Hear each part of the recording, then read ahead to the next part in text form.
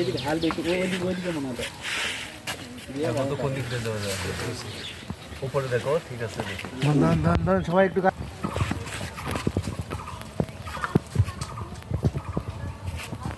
আলহামদুলিল্লাহ রহমানির রহিম। আজকে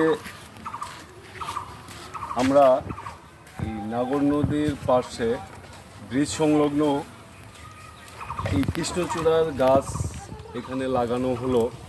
আপনারা জানেন গতকালকে নবদিগন্ত যুবনয়ন সংসদের সপ্তম বার্ষিক সম্মেলন অনুষ্ঠিত হয়েছে, যেখানে সভাপতি আব্দুস সালাম নির্বাচিত হয়েছে এবং এখানে আমাদের মাঝে উপস্থিত আছেন সাবেক দুই সভাপতি মধু, রুবেল সহ অন্যান্য ইব্রাহিম, রাজু, রকি সহ বিভিন্ন পর্যায়ের নেতৃবৃন্দ নবদিগন্ত যুবনয়ন সংসদের।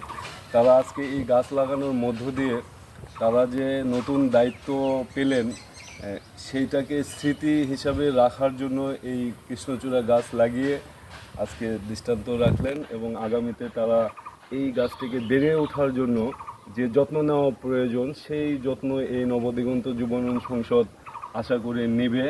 তাহলে আমরা সুন্দর পরিবেশ পাবো, আমরা ছায়া পাবো, ফুল পাবো, ইনশাল্লাহ আমরা সবাই ভালো।